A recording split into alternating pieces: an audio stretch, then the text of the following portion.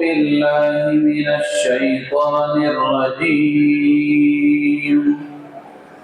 بسم الله الرحمن الرحيم.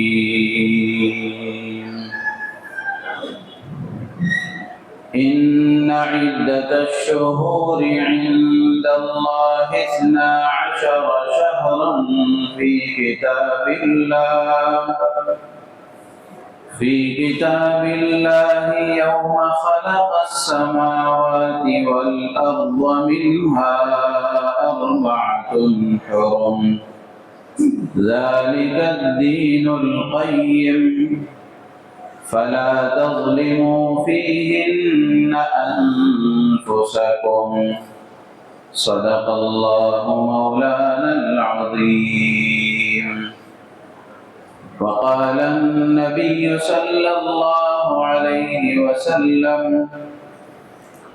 أفضل أيام الدنيا أيام العشر، أو كما قال عليه الصلاة والسلام.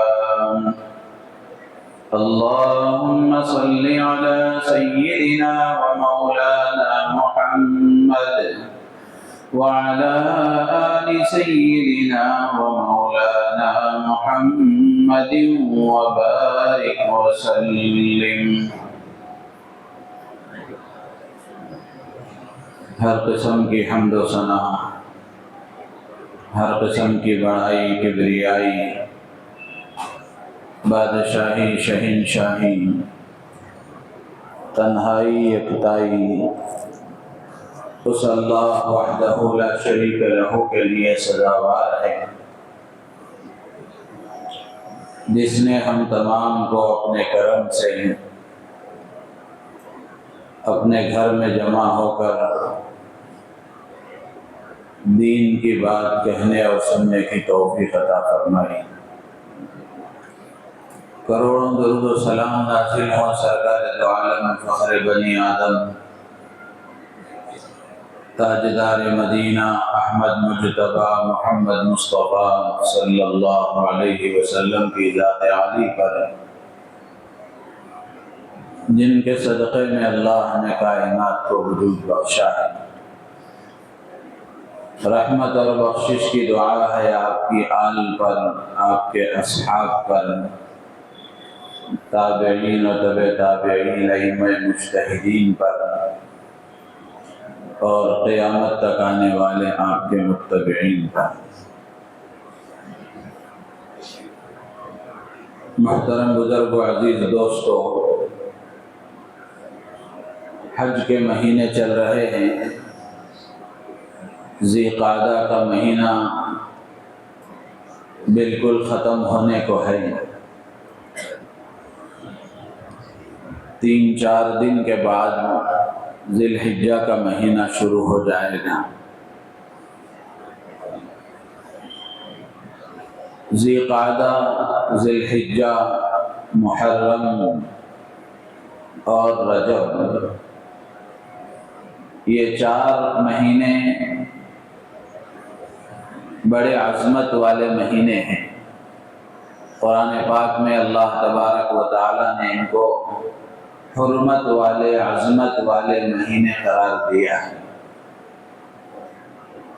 اللہ تعالیٰ فرماتے ہیں ان عدت الشہور عند اللہ 12 شہرا فی کتاب اللہ یوم خلق السماوات والارض. جس دن آسمان و زمین کو اللہ نے پیدا کیا، اس وقت سے لے کر آج تک اور قیامت تک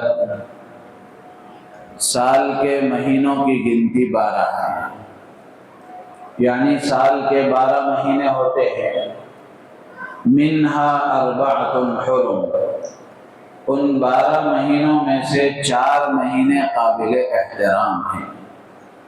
4 مہینے عظمت والے ہیں، فضیلت والے ہیں، شرافت والے ہیں، عزت والے ہیں. یہ 4 مہینے کون سے ہیں؟ قرآن میں اللہ نے اس کو بیان نہیں کیا.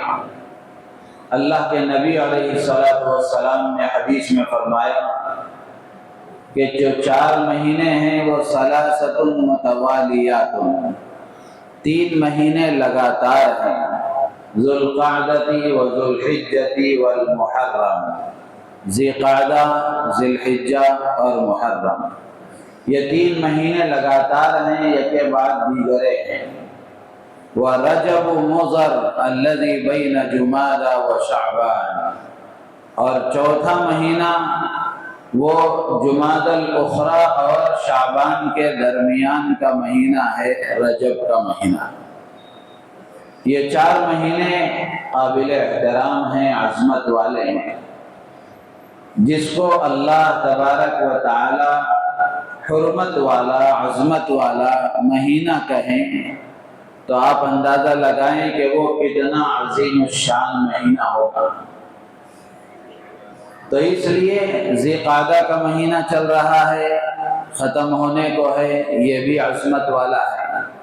ذی الحجہ کا مہینہ شروع ہوگا، وہ بھی عظمت والا ہے۔ اس کے بعد محرم کا مہینہ آئے گا، وہ بھی عظمت والا ہے۔ تو اس طرح یہ سب عظمت والے مہینے ہیں جو چل رہے ہیں۔ ان میں سے ذی الحجہ کا مہینہ، یہ پورا مہینہ عظمت والا ہے۔ اس کو تو اللہ کے نبی نے صراحت کے ساتھ بیان فرمایا، اور قرآن میں اللہ نے اشارتاً اس کو بیان فرمایا کہ یہ پورے کا پورا مہینہ حرمت والا، عظمت والا ہے۔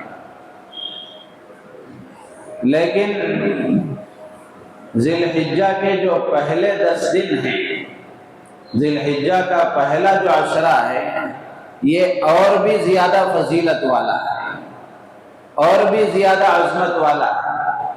پورا مہینہ قابل احترام ہے، اور مہینے کے پہلے 10 دن اور زیادہ قابل احترام ہیں، اور زیادہ عظمت والے ہیں۔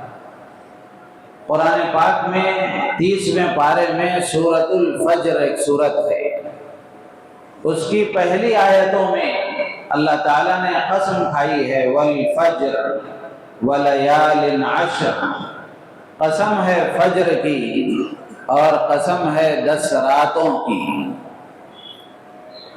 حضرات مفسرین کہتے ہیں کہ یہاں 10 راتوں سے کون سی راتیں مراد ہیں؟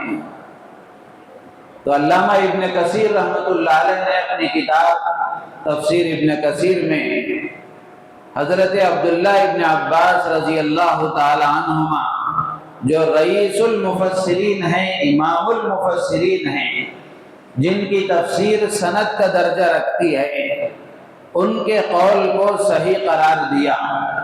عبداللہ ابن عباس رضی اللہ تعالی عنہما فرماتے ہیں کہ ولیال عشر سے مراد ذی الحجہ کے پہلے 10 دن ہیں، ذی الحجہ کا پہلا عشرہ مراد ہے۔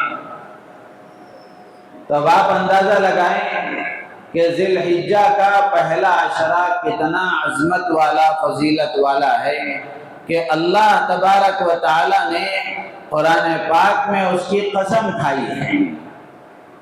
تو ذی الحجہ کے پہلے عشرے اور پہلے 10 دنوں کی قسم کھانا ہی اس کی عظمت کی سب سے بڑی دلیل ہے۔ اللہ تعالیٰ کو اپنی بات بتانے کے لیے کسی چیز کی قسم کھانے کی ضرورت نہیں ہے، لیکن بندوں کا مزاج ایسا ہے کہ جب قسم کھا کر کوئی چیز کہی جاتی ہے تو اس کی عظمت اور اہمیت کو لوگ سمجھتے ہیں۔ تو اللہ تعالیٰ نے بندوں کے مزاج کا لحاظ رکھتے ہوئے قسم کھا کر فرمایا کہ وَلَيَالٍ عَشْرٍ، قسم ہے 10 راتوں کی۔ تو اس سے اندازہ ہوتا ہے کہ یہ ذی الحجہ کے پہلے 10 دن بہت ہی زیادہ عظمت والے ہیں، پورا مہینہ عظمت والا ہے۔ یہ تو حدیث میں اللہ کے نبی نے صاف فرمایا، قرآن میں اس کی عظمت والا ہونے کی اللہ نے گواہی دی، لیکن پورے مہینے میں بھی شروع کے جو 10 دن ہیں یہ اور زیادہ عظمت والے ہیں، اور زیادہ فضیلت والے ہیں۔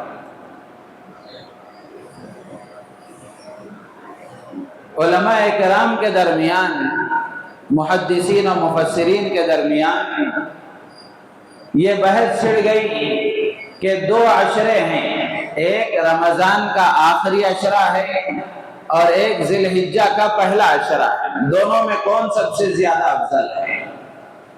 ذی الحجہ کا پہلا عشرہ افضل ہے یا رمضان کا آخری عشرہ افضل ہے؟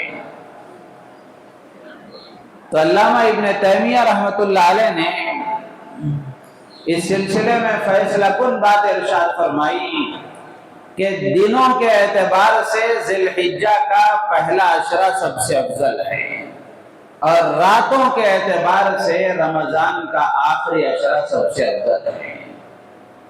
وہ اس لیے کہ ذی الحجہ کے پہلے عشرے میں عرفے کا دن آتا ہے اور عرفے کے دن کو اللہ کے نبی علیہ السلام نے سید الایام، تمام دنوں کا سردار بتایا ہے۔ تو جس عشرے میں تمام دنوں کا سردار آئے وہ عشرہ سب سے افضل ہے۔ تو دنوں کے اعتبار سے ذی الحجہ کا پہلا عشرہ افضل ہے اور راتوں کے اعتبار سے رمضان کا آخری عشرہ سب سے افضل ہے۔ وہ اس لیے کہ رمضان کی آخری راتوں میں شب قدر آتی ہے جس کو سید اللیالی کہا گیا، راتوں کی سردار۔ تو راتوں کی سردار جس عشرے میں آئے وہ عشرہ سب سے افضل ہے راتوں کے اعتبار سے۔ تو اس لحاظ سے رمضان کا آخری عشرہ راتوں کے اعتبار سے سب سے افضل ہے اور ذی الحجہ کا پہلا عشرہ دنوں کے اعتبار سے سب سے افضل ہے۔ تو یہ بات تو سمجھ میں آ گئی کہ ذی الحجہ کے پہلے 10 دن یہ بہت ہی زیادہ عظمت والے ہیں، بہت ہی زیادہ فضیلت والے ہیں۔ سوال یہ پیدا ہوتا ہے کہ ذی الحجہ کے پہلے عشرے کو اتنی فضیلت کیوں حاصل ہے؟ ذی الحجہ کے پہلے 10 دن کو اتنی زیادہ فضیلت کیوں حاصل ہے؟ حافظ ابن حجر اسقلانی رحمۃ اللہ علیہ نے لکھا ہے کہ ذی الحجہ کے پہلے عشرے کو اتنی فضیلت اس لیے حاصل ہے کہ اس میں دین کی جو سب سے بڑی بڑی عبادتیں ہیں، اہم عبادتیں ہیں، وہ ساری عبادتیں اس عشرے میں انجام دی جا سکتی ہیں۔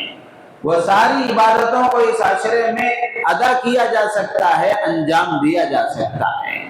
نماز ہے، روزہ ہے، صدقہ ہے، حج ہے، قربانی ہے، یہ ساری عبادتیں امہات عبادات کہلاتی ہیں۔ تو یہ ساری عبادتیں اس عشرے میں انجام دی جا سکتی ہیں۔ اس کے مقابلے میں آپ رمضان کے مہینے کو لے لیں، رمضان کے مہینے کی فضیلت سے انکار نہیں ہے، لیکن رمضان کے مہینے میں حج ادا نہیں ہو سکتا، قربانی ادا نہیں ہو سکتی۔ اس کے مقابلے میں رمضان کی یہ ذی الحجہ کا جو پہلا عشرہ ہے، اس عشرے میں آدمی نفل روزے رکھنا چاہے روزے بھی رکھ سکتا ہے، نمازیں پڑھتا ہے، صدقہ کر سکتا ہے، اور حج ان دنوں میں ادا کیا جاتا ہے اور قربانی ان دنوں میں ادا کی جا سکتی ہے۔ تو دین کی جو اہم عبادتیں ہیں وہ اہم عبادتیں اس عشرے میں ادا کی جا سکتی ہیں اور ادا کی جاتی ہیں۔ تو اس لیے ذی الحجہ کے پہلے عشرے کو یہ فضیلت حاصل ہے۔ لیکن بچپن سے ہم دیکھتے آ رہے ہیں کہ شب برات میں عبادت کا اہتمام ہوتا ہے، مرد بھی جاگتے ہیں، عورتیں بھی جاگتی ہیں، بچوں کو بھی جگایا جاتا ہے اور عبادتوں کا اپنے اعتبار سے اہتمام کیا جاتا ہے۔ جبکہ شب برات سے متعلق جو حدیثیں ہیں وہ حدیثیں اتنی زیادہ مضبوط نہیں ہیں جتنی زیادہ مضبوط ذی الحجہ کے پہلے عشرے سے متعلق حدیثیں ہیں۔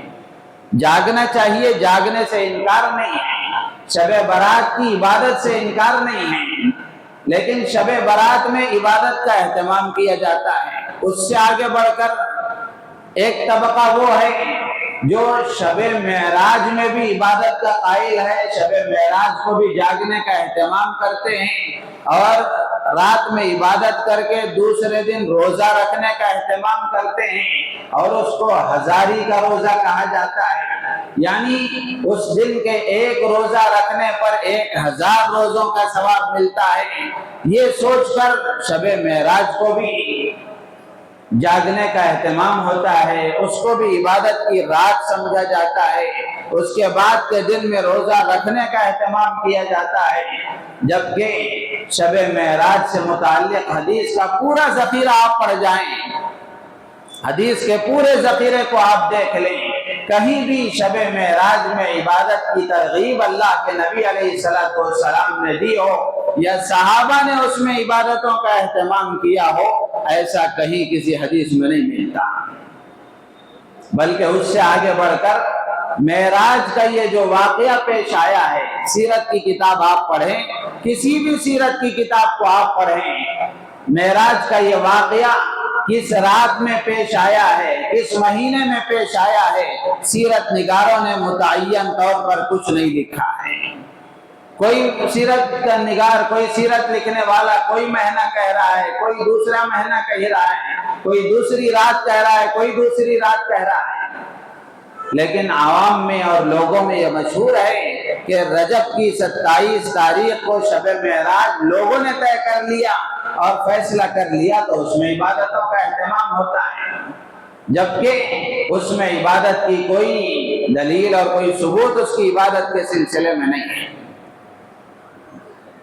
حتیٰ کہ اس کی تعیین کے بارے میں سیرت نگاروں نے متعین طور پر نہیں لکھا کہ شب معراج کی رات یہ ہے، اور اللہ کے نبی علیہ السلام نے معراج کا واقعہ آپ کے ساتھ جو پیش آیا وہ فلاں مہینے میں ہوا، متعین طور پر نہیں لکھا ہے، لیکن لوگوں نے طے کر لیا تو اس میں بھی عبادتوں کا اہتمام ہوتا ہے۔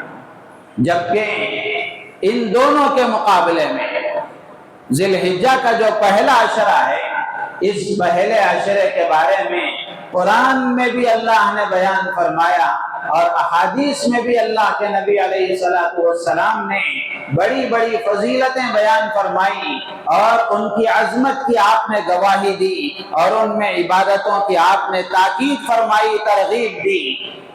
اب ہم اپنے معاشرے پر نظر ڈال کر کے دیکھیں، کیا ذی الحجہ کے پہلے عشرے میں کوئی خاص اہتمام عبادتوں کا ہوتا ہے؟ کیا ہماری عبادتوں میں اضافہ ہوتا ہے؟ کیا اس کی اہمیت کا اندازہ ہمارے عمل سے ہوتا ہے؟ کیا ہمارے دلوں میں اس کی اہمیت ہے، عظمت ہے؟ عبادتوں میں بھی ہم رسم و رواج کے پابند ہو گئے، عبادتوں میں بھی رواج کے پابند ہو گئے کہ معاشرے میں جیسا رواج عبادتوں کا ہے ہم ویسی عبادتیں کریں گے۔ تو اس لیے اچھی طرح ہمیں یہ یاد رکھنا چاہیے کہ ذی الحجہ کا یہ پہلا عشرہ یہ بڑی عظمت والا عشرہ ہے، بڑی حرمت والا عشرہ ہے، بڑی فضیلتوں والا عشرہ ہے، اللہ کے ہاں اس کا بڑا مقام ہے، اللہ کے نبی علیہ السلام نے اس کی عظمت کی گواہی دی ہے اور آپ نے اس میں اعمال کی ترغیب دی ہے، تاکید فرمائی ہے، اور صحابہ اکرام رضوان اللہ تعالی علیہم اجمعین، تابعین و تبع تابعین، سلف صالحین اس کا اہتمام کرتے تھے کہ ذی الحجہ کے پہلے عشرے میں خوب عبادتیں ہوتی تھیں۔ تو جیسے رمضان میں عبادتوں کا ایک ماحول ہوتا ہے اور شب برات میں عبادتوں کا جیسا ایک ماحول ہوتا ہے، ایسے ہی ذی الحجہ کے پہلے عشرے میں بھی ہماری عبادتوں میں اضافہ ہونا چاہیے، ایک ماحول ہونا چاہیے، ایک عظمت ہمارے دلوں میں آنی چاہیے، ایک اہمیت ہمارے دلوں میں آنی چاہیے۔ صرف رواج اور رسم کے پابند بن کر ہم ان دنوں میں عبادت کریں اور یہ اتنا عظیم مہینہ، اتنا عظیم عشرہ، اس میں ہم عبادت نہ کریں، یہ ہمارے لیے بڑی محرومی کی اور کوتاہی کی بات ہے۔ تو اس لیے 2-4 دن کے بعد آج 27 تاریخ ہے ذی القعدہ کی، یہ مہینہ بھی قابل احترام ہے، یہ مہینہ بھی عظمت والا ہے۔ اب 3-4 دن کے بعد میں جو ذی الحجہ شروع ہوگا اس کا جو پہلا عشرہ ہے وہ اور زیادہ عظمت والا ہے، تو اس میں ہم عبادتوں کا اہتمام کریں۔ اللہ کے نبی علیہ السلام نے ذی الحجہ کے پہلے عشرے کے بارے میں آپ نے حدیثوں میں جو فرمایا، ایک روایت میں اللہ کے نبی علیہ السلام فرماتے ہیں افضل ایام الدنیا ایام العشر، کہ دنیا کے تمام دنوں میں سب سے زیادہ فضیلت والے دن ذی الحجہ کے پہلے عشرے کے دن ہیں۔ کتنی بڑی فضیلت آپ نے فرمائی کہ دنیا کے تمام دنوں میں سب سے زیادہ فضیلت والے دن یہ ذی الحجہ کے پہلے عشرے کے دن ہیں۔ اسی طرح دوسری روایت میں اللہ کے نبی نے فرمایا ما من ایام العمل الصالح فیہا احب الی اللہ من هذه الایام۔ اللہ کے نبی علیہ السلام ارشاد فرماتے ہیں کہ ذی الحجہ کے پہلے 10 دنوں میں عمل کرنا، نیک اعمال کا اہتمام کرنا اللہ کو سب سے زیادہ پسند ہے دوسرے دنوں کے مقابلے میں۔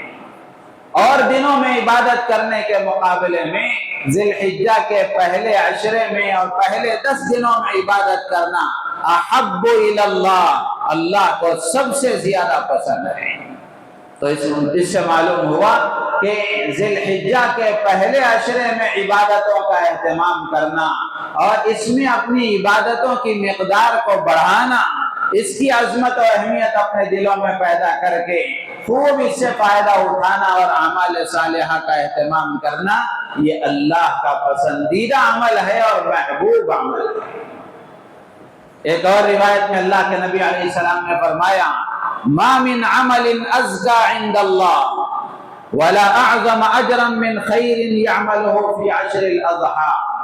اللہ کے نبی علیہ السلام فرماتے ہیں کہ وہ خیر کا عمل، وہ نیک عمل، وہ بھلائی کا کام جو قربانی کے عشرے میں کیا جائے، اس سے زیادہ پاکیزہ اور اس سے زیادہ اجر و ثواب والا دن دوسرا کوئی نہیں ہو سکتا۔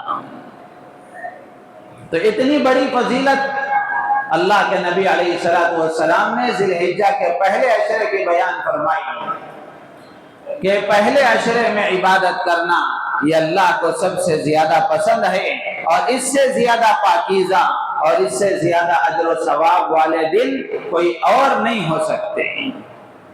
اس حدیث کی بنا پر راوی حدیث کہتے ہیں کہ تابعین میں بہت بڑے تابعی ہیں، بڑے اونچے درجے کے تابعی ہیں سعید ابن المسیب رحمۃ اللہ علیہ۔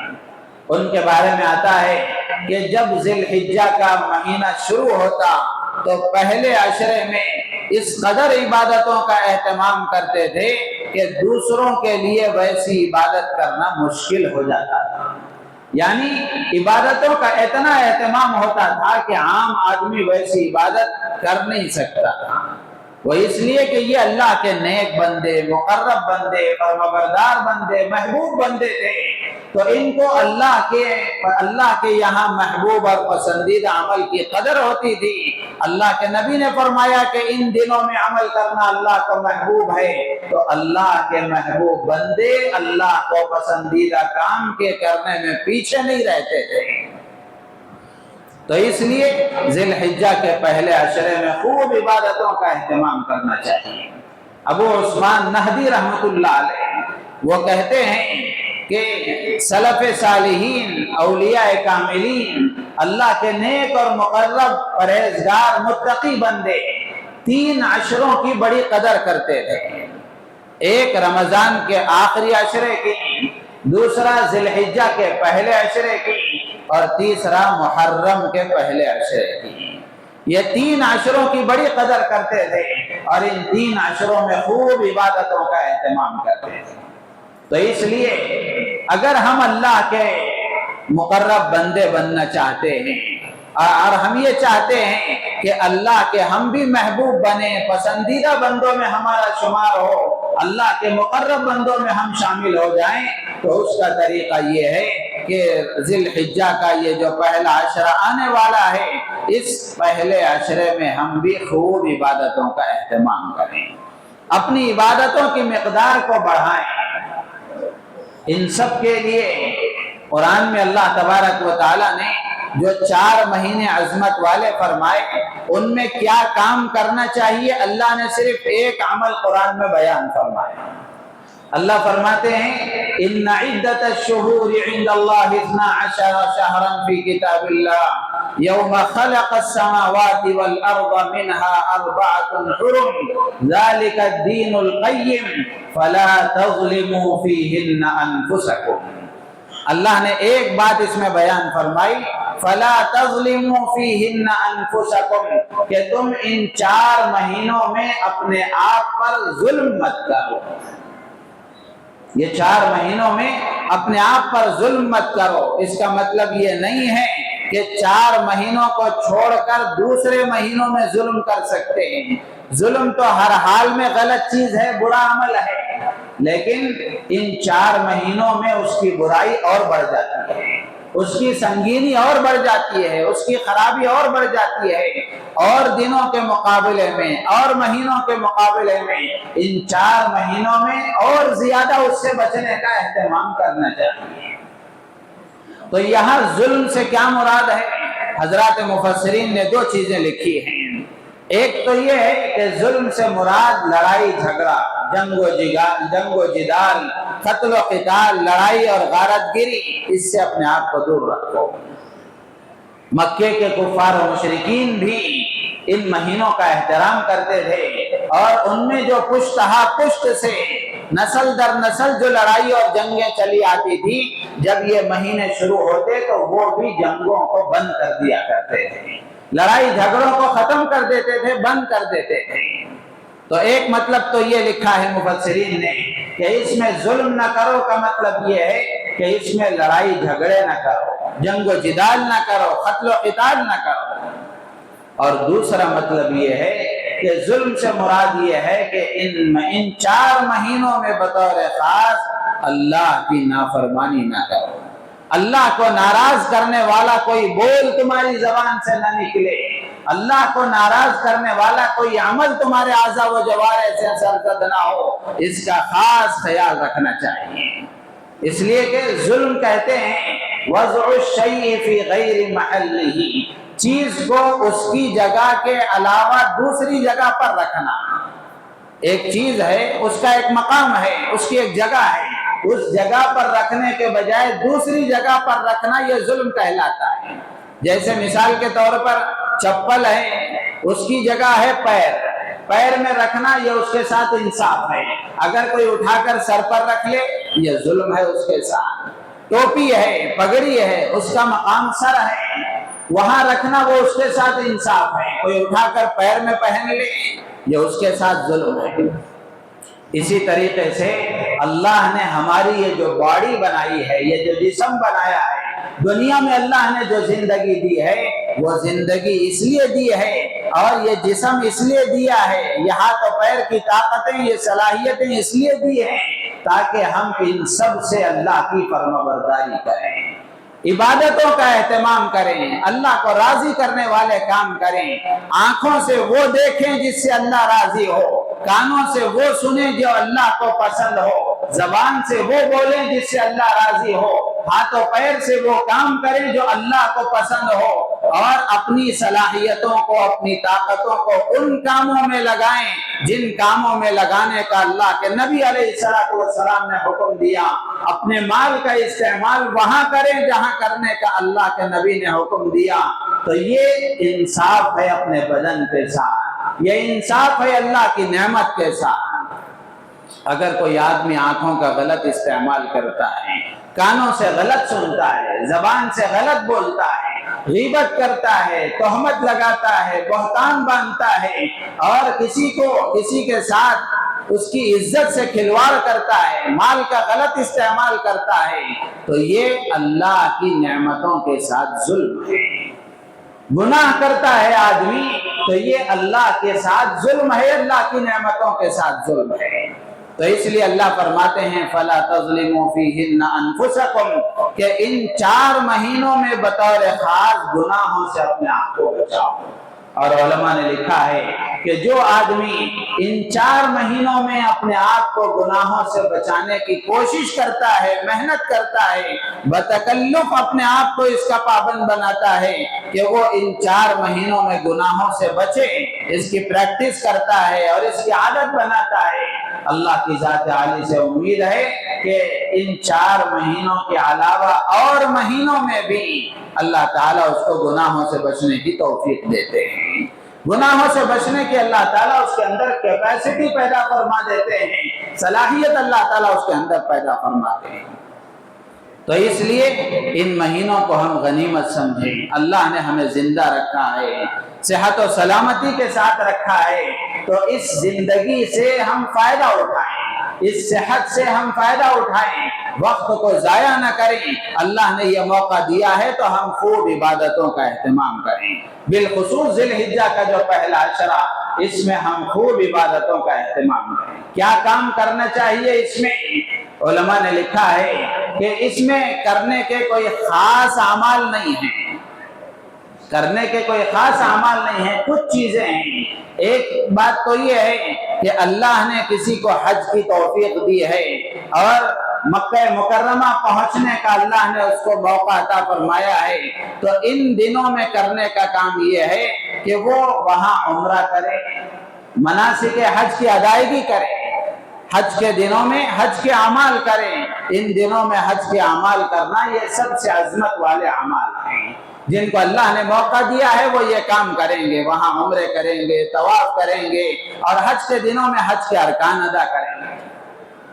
اور اس کے علاوہ سارے ان مسلمانوں کے لیے وہ کہیں بھی ہو، نمازوں کا خوب اہتمام کریں، نمازوں کا خوب اہتمام کریں۔ اگر ہم 4 نمازیں پڑھتے تھے، فجر کی نماز ہم سے نہیں ہوتی تھی، تو ہم فجر کی نماز کا بھی اہتمام کریں، 2 نمازیں پڑھتے تھے، 3 نمازیں پڑھتے تھے، اور نمازوں کا بھی ہم اہتمام کریں۔ اسی طرح قرآن کی تلاوت کریں اور اللہ کے ذکر کا اہتمام کریں، ذکر کا اہتمام کریں۔ اللہ کے نبی علیہ السلام نے حدیث میں بطور خاص اس کا حکم دیا ہے۔ ایک روایت میں اللہ کے نبی علیہ السلام فرماتے ہیں کہ ما من ایام اعظم عند اللہ ولا احب الیہ العمل فیہن من هذه الایام العشر فاکثروا فیہن من التہلیل والتسبیح والتحمید۔ اللہ کے نبی علیہ السلام فرماتے ہیں کہ ان 10 دنوں میں نیک اعمال کرنا یہ اللہ کو بہت زیادہ پسند ہے اور زیادہ اجر و ثواب والا عمل ہے، تو اس لیے تم اس میں کیا کرو؟ اللہ کے نبی نے فرمایا فَأَكْثِرُوا فِيهِنَّ مِنَ التَّهْلِيلِ وَالتَّكْبِيرِ وَالتَّحْمِيدِ، کہ اس میں تم تحلیل زیادہ کرو، تکبیر زیادہ کرو، تحمید زیادہ کرو۔ تحلیل کا مطلب ہے لا الہ الا اللہ، کثرت سے پڑھا کرو۔ تکبیر کا مطلب ہے اللہ اکبر، کثرت سے کہا کرو، اور تحمید کا مطلب ہے الحمدللہ، کثرت سے کہا کرو۔ یہ وہ کلمات ہیں۔ ایک اور روایت میں اللہ کے نبی نے فرمایا کہ اللہ کے نزدیک سب سے زیادہ محبوب کلام اللہ کو جو سب سے زیادہ پسندیدہ ہے وہ یہ 4 کلمات ہیں، اللہ اکبر، سبحان اللہ، الحمدللہ، لا الہ الا اللہ، اللہ اکبر۔ یہ 4 کلمات اللہ کو بہت زیادہ پسند ہیں، تو اس لیے چلتے پھرتے، اٹھتے بیٹھتے، بازاروں میں جا رہے ہیں، گھر میں بیٹھے ہوئے ہیں، گھر کی عورتیں گھر کے کاموں میں لگی ہوئی ہیں، کچن میں کام کر رہی ہیں، تو زبان سے اللہ کے ذکر کا اہتمام کریں، ان کلمات کا بطور خاص اہتمام کریں، اور اسی کے ساتھ ساتھ روزہ رکھنے کا اہتمام کریں۔ ذی الحجہ کے پہلے 9 دنوں کا روزہ یہ مستحب ہے۔ علماء نے لکھا ہے، امہات المومنین، ازواج مطہرات، اللہ کے نبی علیہ السلام کی بیویاں بتاتی ہیں کہ اللہ کے نبی علیہ السلام ذی الحجہ کے 9 دنوں کے روزہ رکھا کر 9 دنوں کا روزہ رکھتے تھے، یوم عاشورہ کا روزہ رکھتے تھے، اور ہر مہینے کے 3 دن کا روزہ رکھا کرتے تھے۔ تو اس لیے اللہ نے کسی کو طاقت دی ہے، ہمت دی ہے، تو اس کا بھی اہتمام کریں۔ رمضان میں اگر قضا روزے ہیں، روزے چھوٹ گئے ہیں، تو ان میں اس کا بھی اہتمام کر لیں، نفل روزے رکھیں، بہت اچھی بات ہے۔ اگر ذمے میں روزے قضا ہیں تو پہلے ان کو ادا کریں، پہلے ان کو ادا کریں، اس لیے کہ فرض قرض کی طرح ہوتا ہے، اسے ہر حال میں ادا کرنا ہے۔ اور اسی کے ساتھ ساتھ صدقے کا اہتمام کریں۔ اللہ نے جو مال ہمیں دیا ہے، ہم اس مال کو اللہ کی رضا پر، اللہ کی رضا کے جذبے کے ساتھ اللہ کے ضرورت مند بندوں پر خرچ کریں۔ ضرورت مند بندوں کی ضرورتوں کا خیال کرتے ہوئے ہم ان کی ضرورتوں کو پورا کرنے والے بنیں۔ اور اسی کے ساتھ ساتھ جو ایک اہم عمل ہے وہ یہ کہ جو آدمی قربانی کرنے کا ارادہ رکھتا ہے، جس پر قربانی فرض ہے یا قربانی واجب نہیں ہے لیکن پھر بھی وہ قربانی کرنے کا ارادہ رکھتا ہے، تو اس کے لیے ایک مستحب عمل یہ ہے کہ ذی الحجہ کا چاند نظر آنے سے پہلے وہ اپنے ناخن اور بال وغیرہ کاٹ لے۔ ذی الحجہ کا چاند نظر آنے کے بعد قربانی سے پہلے وہ اپنے بالوں کو ہاتھ نہ لگائے، ناخن نہ کاٹے۔ اللہ کے نبی نے فرمایا من رآ ہلال ذی الحجۃ واراد ان یضحی فلا یأخذ من شعرہ ولا من اظفارہ۔ اللہ کے نبی علیہ السلام فرماتے ہیں کہ جو آدمی ذی الحجہ کا چاند دیکھے اور اس کا ارادہ قربانی کرنے کا ہو، واجب ہو یا نہ ہو، قربانی کرنے کا اگر ارادہ ہو تو وہ اپنے بالوں کو ہاتھ نہ لگائے، اپنے ناخن کو نہ کاٹے۔